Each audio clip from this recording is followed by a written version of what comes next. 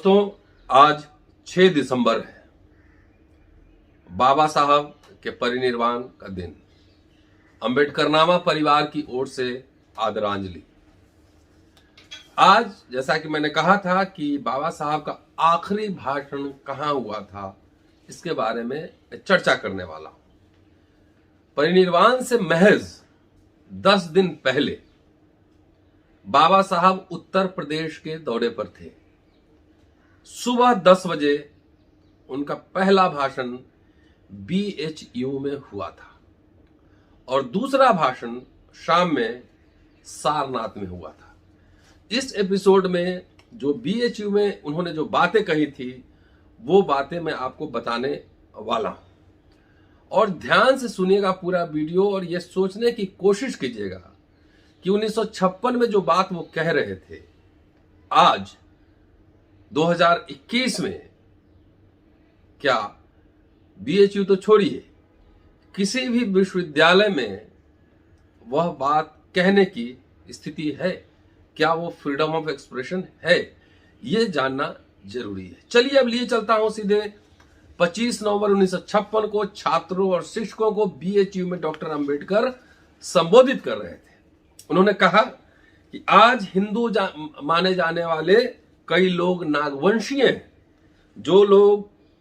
जो नाग लोग आर्यों से पहले भारत में रहते थे, आर्यों से अधिक सुसंस्कृत थे। उन पर आर्यों ने विजय पाई, लेकिन इससे आर्यों की संस्कृति नागों की संस्कृति से श्रेष्ठ नहीं मानी जा सकती।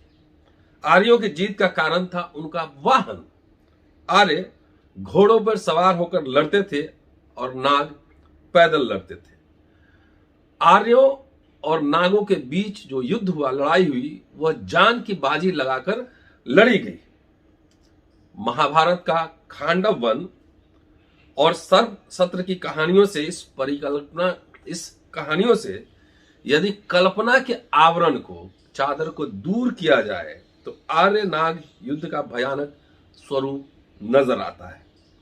आर्यों ने खांडव वन की दहन की तरह नीति का इस्तेमाल कर नागों को बुरी तरह पराजित किया, बुरी हालत कर दी। इस विध्वंस से अगस्त ने एक नाग की रक्षा की, ऐसी कहानी बताई जाती है। कहानी में भले ही अतिशयोक्ति हो, लेकिन नागों की बस्तियां पूरी तरह नष्ट करने के लिए आर्य किस तरह की लड़ाइयां लड़ रहे थे, इसकी जानकारी यहां पर मिलती है। पराजय के कारण नागों के मन में आर्यों के प्रति द्वेष था। परीक्षित की जान लेने वाला तक्षक कोई सर्प नहीं बल्कि एक नाग नेता ही था। आर्यों के मन में नागों के बारे में जो द्वेष भावना थी, उसका उदाहरण देते हुए कर्ण और अनंत के बीच हुए बातचीत का जिक्र किया जा सकता है। कर्ण अर्जुन युद्ध से पहले अनंत नागवंशीय योद्धा था। अनंत कर्ण से मिला और उनसे कहा कि मैं अर्जुन के खिलाफ आपकी सहायता का आश्वासन देता हूं। कर्ण ने उनकी सहायता लेने से इनकार कर दिया क्योंकि वह आर्य था और आपसी लड़ाई में आर्यों द्वारा किसी बाहरी की मदद लेना, नागों की मदद लेना निषिद्ध था, बंद था। क्षत्रियों के बीच का संघर्ष बौद्ध पूर्व समय का दूसरा महत्वपूर्ण संघर्ष था। इस लड़ाई का वर्णन आगे पुराणों में आए हैं। उसी प्रकार मनु द्वारा स्मृतियों में क्षत्रियों और ब्राह्मणों को आदर युक्त बर्ताव क्यों करना चाहिए, इस विषय का कारण देते हुए पूर्वकालीन ब्राह्मण क्षत्रियों की लड़ाई का उदाहरण दिया है। आगे डॉक्टर अंबेडकर ने कहा, आर्य और नाग, ब्राह्मण और क्षत्रिय, इनमें संघर्ष जब जारी था, तब ब्राह्मणों ने ऋग्वेद में पुरुष सूक्त की रचना की। पुरुष सूक्त से पहले चतुर्वर्ण, चारों वर्ण समान स्तर पर थे। पुरुष सूक्त ने उसमें निम्नता का भाव लाया। इसी समय भगवान बुद्ध ने भारतीय जीवन में प्रवेश किया। जिस शाक्य कुल में गौतम का जन्म हुआ, उन शाक्यों का गणराज्य प्रजातंत्र था। प्रजातंत्र की इस परंपरा में बढ़े गौतम को चतुर्वर्ण व्यवस्था मान्य नहीं थी। आज बौद्ध धर्म कई सिद्धांतों का महासागर बना हुआ है, लेकिन बौद्ध धर्म का केंद्रीय सिद्धांत अथवा बुद्ध मत समता पर आधारित है। बौद्ध धर्म का स्वीकार करने वाले लोग ज्यादातर नागवंशी और चतुर्वर्ण में हीन माने जाने वाले लोग थे। नागों को युद्ध करना प्रिय था, इसके बारे में मुचलिंद नाग की कहानी से पता चलता है। मुचलिंद की अग्निहोत्री कश्यपों से दुश्मनी थी, लेकिन कश्यपों के पास आतिथ्य के लिए आए बुद्ध का वह सेवक बना। बौद्ध धर्म की अभिवृद्धि, उसके वृद्धि का विकास का कारण शूद्र अतिशूद्रों द्वारा बहुसंख्या में उसे स्वीकार करना ही है। बौद्ध साहित्य खास तौर से थेर और थेरी गाथा के आधार पर यह साबित किया जा सकता है। आगे डॉक्टर अंबेडकर ने कहा इस भाषण में, बौद्ध धर्म हिंदू धर्म की ही एक शाखा है। इस मत का प्रसार आजकल काफी बढ़ा है। वस्तुतः बौद्ध धर्म उसका समकालीन था। वो वैदिक अथवा आर्य धर्म से बहुत अलग था। वैदिक लोग वेद ग्रंथों को प्रमाण मानते थे और बुद्ध वेद ग्रंथों का विरोध करते थे। कलाम सूक्तों में बुद्ध ने प्रतिपादित किया है कि मनुष्य को सोचने की आजादी होनी चाहिए। बुद्ध द्वारा वेद के प्रमाण मानने पर किए गए आघातों के आगे समय में हिंदुओं के भगवत गीता जैसे ग्रंथ पर भी असर हुआ। गीता में एक जगह वेद पाठकों की आलोचना करते हुए उन्हें मेंढक कहा गया है। बुद्ध ने वेदों को मरुस्थल कहा है। वेदों में इंद्र आदि देवताओं के ऊंटे घोड़े, तेजस्वी अस्त्र शस्त्र, शत्रुओं पर विजय आदि ऐहिक मतलब सांसारिक सुखों के लिए की गई प्रार्थनाएं हैं। उनमें नीति तत्वों की सीख नहीं है, इसलिए बुद्ध ने उसका धिक्कार किया। आगे यज्ञ संस्थाओं पर बुद्ध द्वारा किया गया आघात उनका समकालीन धर्म पर, वैदिक धर्म पर किया गया दूसरा आघात था। याज्ञिकों ने उनका सवाल हुआ करता था कि गाय बैल की बलि चढ़ाकर आपको कौन सा उच्च श्रेय मिलने वाला है। यज्ञ संस्था पर बुद्ध द्वारा की गई आलोचना के कारण हिंदुओं को इंद्र, वरुण आदि देवताओं को त्यागना पड़ा। थोड़ा विषय से हटकर मैं पूछता हूं, हिंदू धर्म में जो ईश्वर की कल्पना है, क्या वह सच है? काशी के आपके पूजनीय महादेव को अगर भगवान माने तो उनका भी ब्याह होता है और वो अपनी व्याता के साथ, अपनी पत्नी के साथ नाचता भी है। ब्रह्मा विष्णु का भी वही हाल है। इन्हें कैसे भगवान कहा जा सकता है? आज सामान्य मनुष्य को भी शर्म आ जाए ऐसे बुरे कृत्य करते हुए, ऐसा आपके पुराण बताते हैं। ऐसा एक तो भगवान बताइए, सवाल उठाते हैं डॉक्टर अंबेडकर कि ऐसा एक तो भगवान बताइए जिसका निष्कलंक चरित्र आज के आदमी को आदर्श और अनुकरणीय लगे।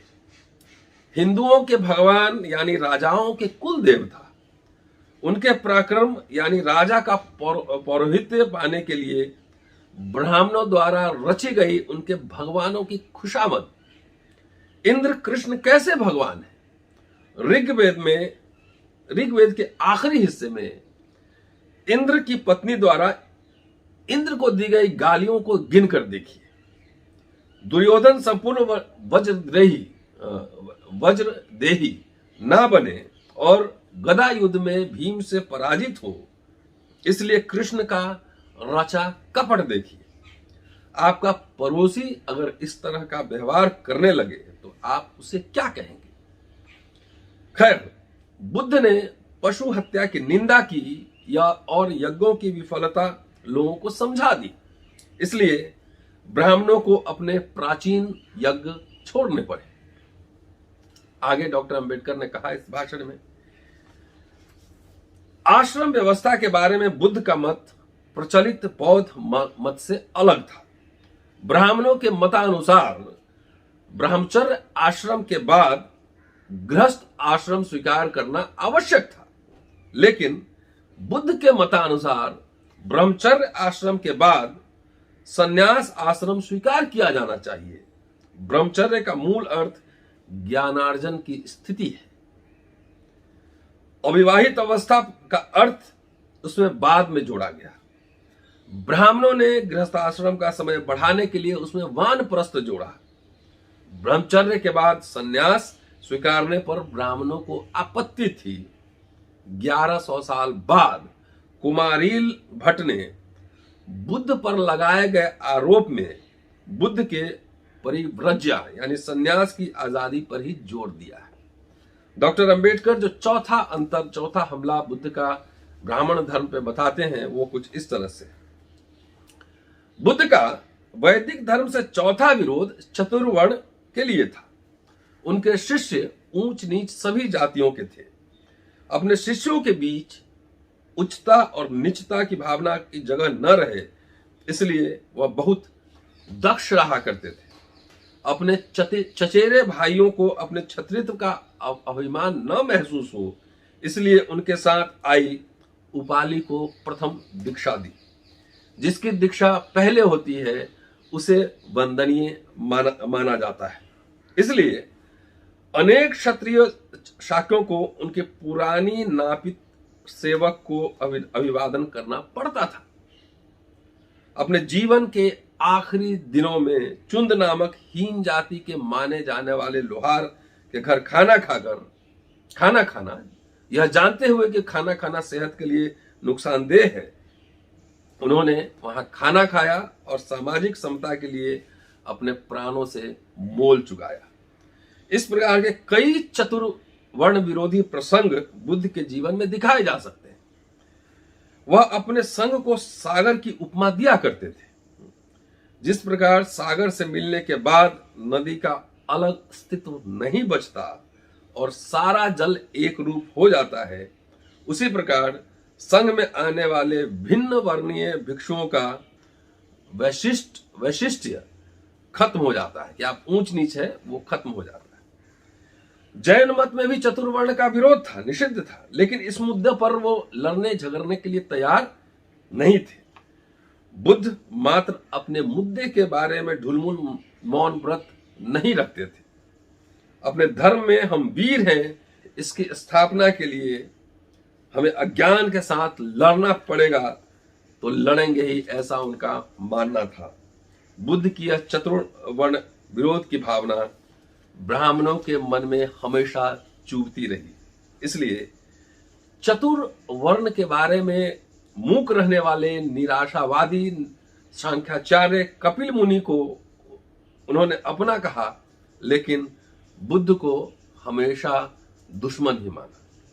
पांचवा अंतर बताते हैं, और पांचवा जो हमला है बुद्ध का ब्राह्मण धर्म पे वो सुनिए।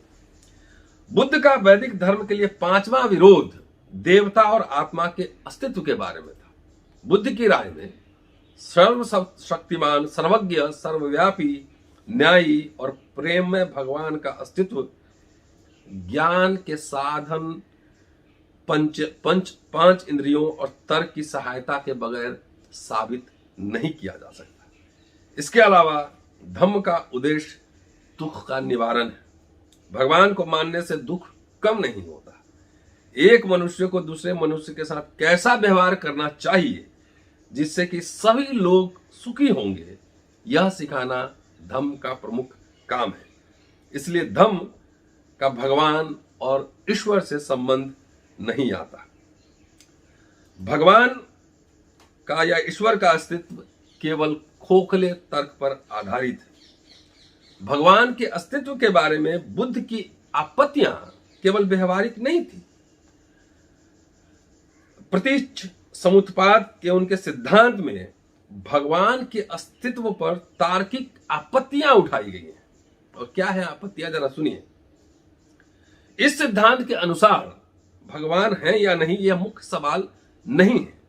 मुख्य सवाल यह भी नहीं है कि भगवान ने दुनिया का निर्माण किया या नहीं। मुख्य सवाल यह है कि भगवान ने दुनिया का निर्माण कैसे किया। भगवान के अस्तित्व का खंडन या मंडन इस सवाल के जवाब से ही होगा।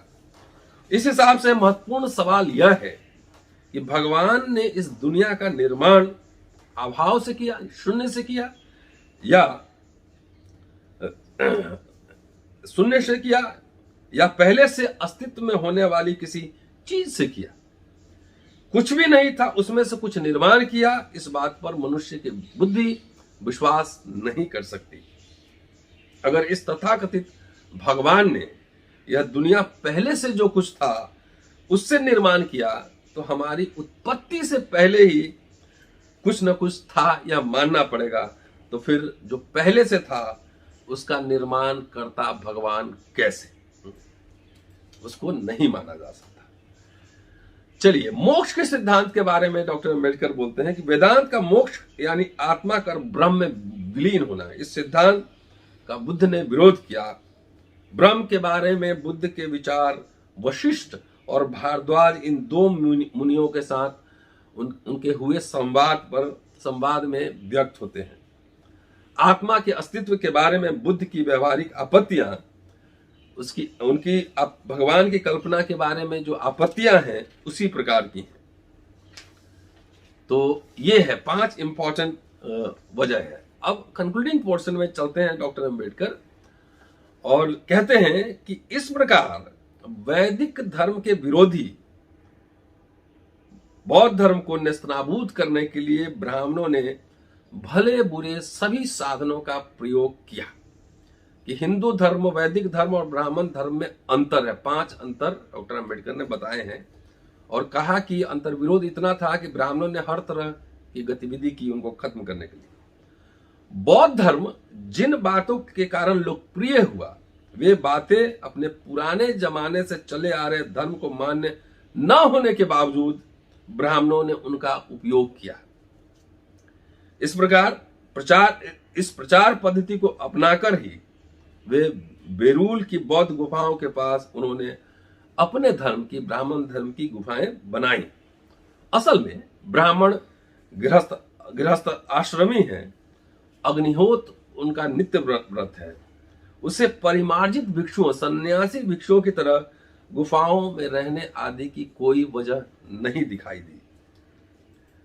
बरसात के 3 महीनों तक किसी सुरक्षित जगह वास करने का बुद्ध का आदेश था।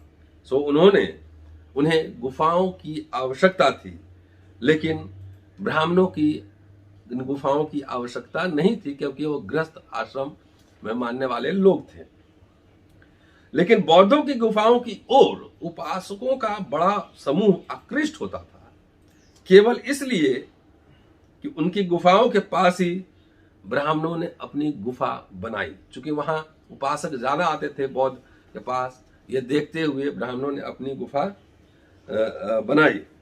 हिंदू पंडितों के अनुसार बौद्ध धर्म के लोप होने का मुख्य कारण यह नहीं था कि कुमारिल, शंकराचार्य आदि द्वारा बौद्ध मत का वाक युद्ध में पराजित किया गया, उसका पराभव किया गया था, क्योंकि दोनों ने बुद्ध की सीख का केंद्रीय सिद्धांत यानी सामाजिक समता, दुनिया के दुख का निवारण के लिए हर व्यक्ति का मन परिवर्तन, नीति तत्वों का सामाजिक जीवन में स्थापना, बुद्धिवाद आदि पर इन पंडितों ने, ब्राह्मणों ने कोई आघात नहीं किया था।